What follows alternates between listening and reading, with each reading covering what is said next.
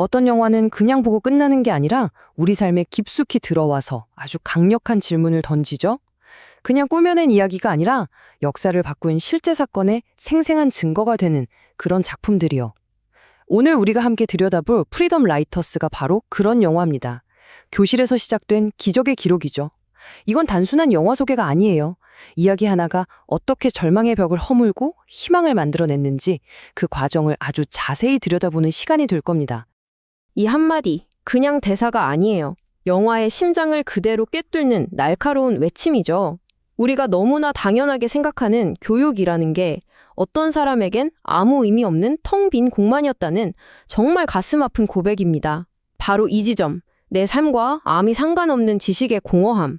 여기서 모든 갈등이 시작됩니다. 자, 그럼 이 영화가 그냥 잘 만든 할리우드 드라마랑 뭐가 다르냐고요? 핵심은 바로 진짜라는 겁니다. 2007년에 개봉한 이 작품은요, 에린 그루웰이라는 실제 선생님과 학생들의 일기를 엮은 책 프리덤 라이터스 다이어리를 바탕으로 하고 있어요. 다시 말해서 우리가 스크린에서 보게 될 모든 기적은 누군가의 상상력이 아니라 실제 삶의 투쟁과 승리의 기록이라는 거죠. 그런데 이 기적이 얼마나 대단한지 제대로 이해하려면 먼저 그 기적이 피어난 절망의 땅을 봐야 합니다. 지금부터 우리 함께 증오와 불신으로 가득 찼던 그곳, 윌슨 고등학교 203호 교실로 들어가 보겠습니다. 영화의 배경은 1994년이에요. 이게 정말 중요한데 미국 사회를 통째로 뒤흔들었던 LA 폭동이 일어난 지 불과 2년 뒤입니다. 이건 그냥 연도가 아니에요. 도시 전체가 증오의 연기로 자욱하고 서로를 믿지 못하는 벽이 콘크리트처럼 단단했던 시대. 이 배경을 이해하지 못하면 이 영화의 어떤 장면도 제대로 읽어낼 수가 없습니다. 203호 교실은 배움의 공간이 아니었습니다. 인종, 갱단, 가난으로 조각난 미국 사회의 모든 문제를 담아낸 압력솥 같은 곳이었죠. 교실 밖에서 벌어지던 보이지 않는 전쟁이 책상과 의자 사이에서 매일같이 터지고 있었던 겁니다. 여기 이 단어들 좀 보세요. 인종 갈등, 갱단 폭력, 가난. 이건 그냥 사회 문제가 아니라 학생들이 매일 아침 눈을 뜨면 마주해야 했던 현실 그 자체였어요. 이 아이들에게 학교는 지식을 쌓는 곳이 아니라 내 피부색과 내가 속한 집단이 생사를 가르는 또 하나의 전쟁터였을 뿐입니다. 이 절망적인 전쟁터에 이제 막 23살이 된 이상주의자 선생님 에린 그루웰이 들어섭니다. 그리고 그녀는 정말 누구도 예상치 못한 무기를 꺼내들죠. 바로 여기에 그루웰 선생님의 천재성이 빛납니다. 그녀의 무기는 위대한 문학작품이 아니었어요. 오히려 정반대, 학생들 자신의 이야기로 채워질 텅 빈 공책이었죠. 세상이 너희를 무시해도 너희 이야기는 중요해. 너희가 바로 이 이야기의 주인공이야. 이 단순하지만 혁명적인 생각이 모든 변화의 시작이었습니다. 그리고 이 학생의 고백이 그 전략이 얼마나 강력했는지 보여줍니다. 갱당, 가난, 인종이라는 현실의 감옥에 갇혀있던 아이들이 펜을 잡는 그 순간, 비로소 정신적인 자유를 맛본 거예요.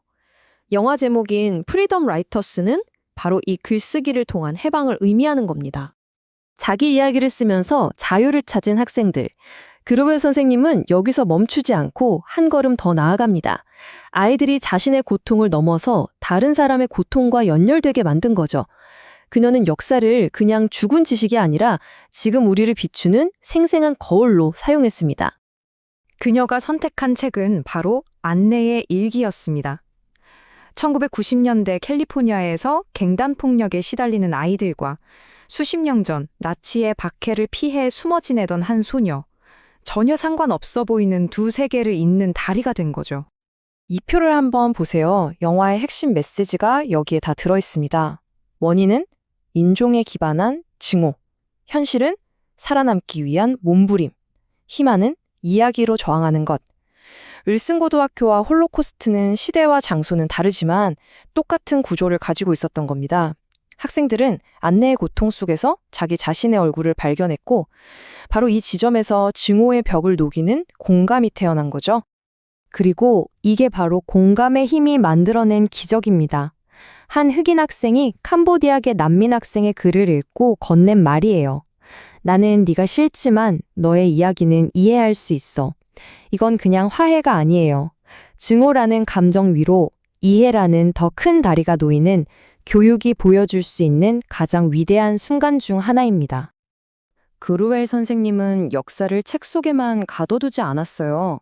안네 프랑크 가족을 숨겨줬던 홀로코스트 생존자 미프 기스알머리를 직접 교실로 초대해서 살아있는 역사를 마주하게 했습니다.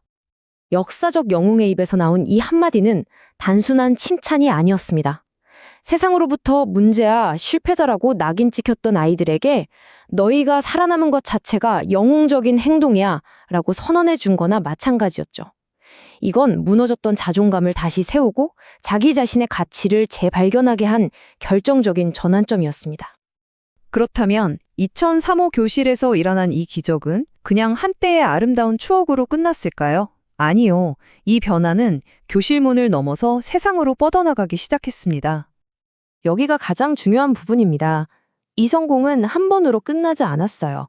학생들은 스스로 프리덤 라이터스라는 정체성을 만들고 자신들의 목소리를 책으로 냈고 마침내는 다른 사람들을 돕는 재단까지 세웁니다.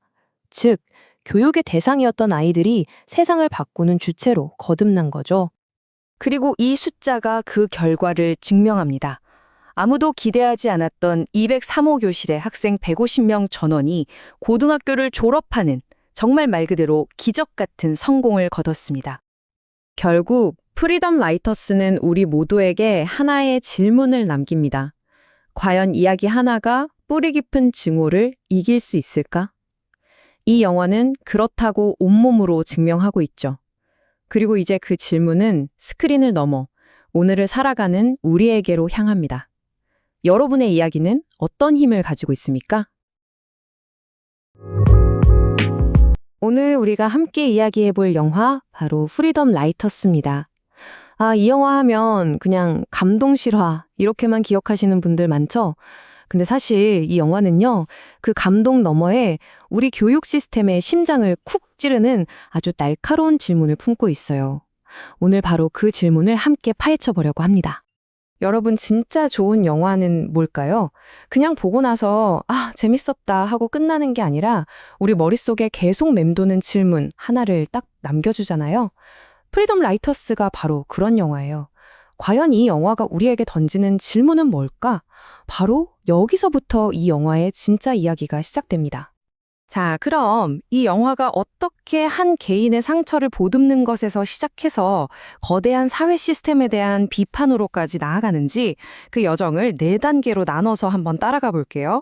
먼저 글쓰기와 읽기가 가진 놀라운 힘에 대해서 알아보고 그 다음엔 한 교사의 헌신, 그리고 시스템이라는 보이지 않는 벽, 마지막으로 이 모든 이야기가 결국 우리에게 어떤 질문을 남기는지 순서로 살펴보겠습니다. 자, 첫 번째 파트입니다. 글쓰기와 읽기의 힘.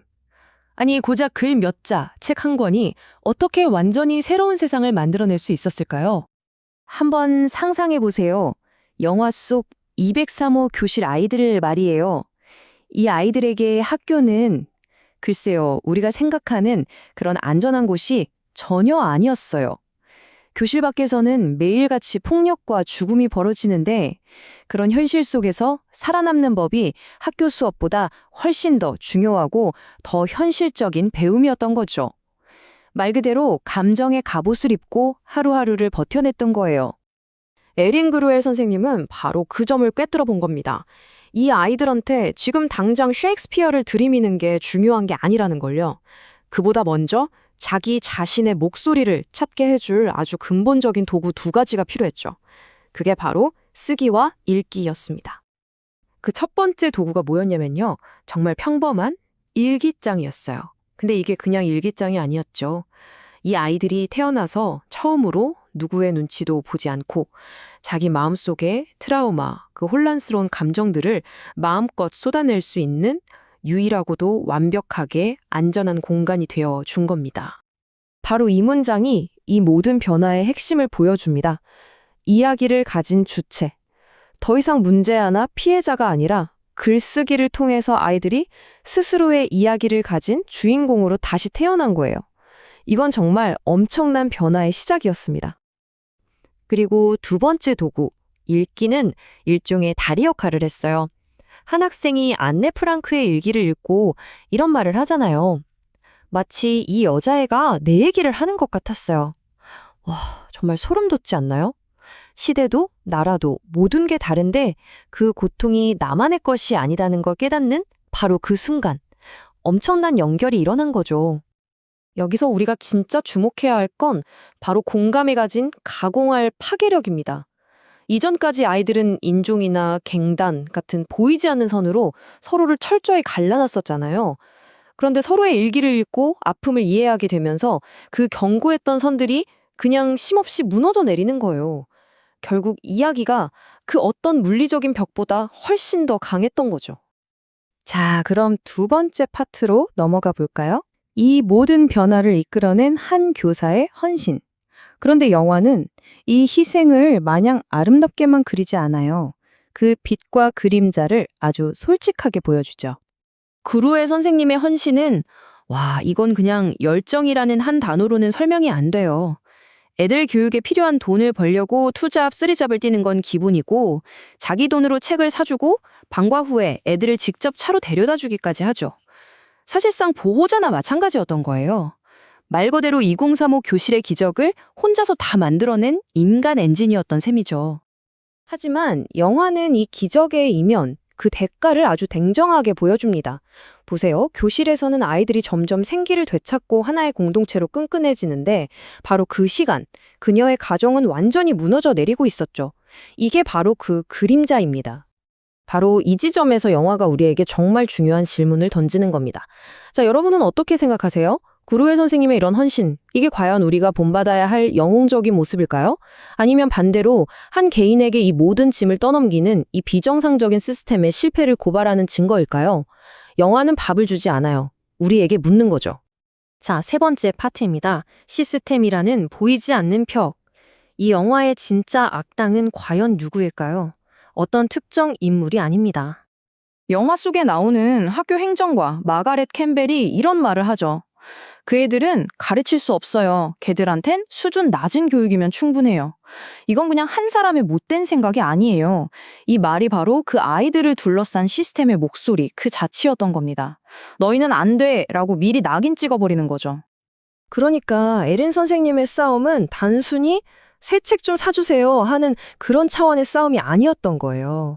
이건 표준화된 교육이라는 아주 그럴듯한 이름 뒤에 숨어서 아이들의 가능성을 멋대로 재단하고 차별하는 그 보이지 않는 거대한 시스템과의 전쟁이었습니다. 그녀의 교육 철학은 정말 간단하면서도 어떻게 보면 혁명적이었어요. 힙합 가수 투팍의 가사를 분석할 수 있는 아이라면 셰익스피어의 시도 당연히 분석할 수 있다.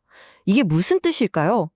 아이들의 눈높이, 아이들의 세상과 위대한 고전을 연결시켜주기만 하면 된다는 거였죠. 바로 그게 아이들의 잠재력을 터뜨리는 열쇠였던 겁니다. 자, 이제 마지막 파트입니다. 우리에게 남겨진 질문들. 지금까지는 영화 속 이야기였지만 이제 영화는 조용히 카메라를 스크린 너머 바로 우리 자신에게로 돌립니다. 첫 번째 질문입니다. 2035 교실 아이들처럼 여러분의 인생을 송두리째 바꾼 책이나 글이 있나요? 아니면 어떤 특별한 이야기라도 좋아요. 그 이야기가 여러분을 어떻게 바꾸었는지 한 번쯤 떠올려 보는 건 어떨까요? 그리고 더 나아가서 교육의 책임에 대해 묻습니다. 교사들이 열정만으로 버티다 지쳐 쓰러지는 이 번아웃 현상. 이게 과연 그 교사 개인의 문제일까요?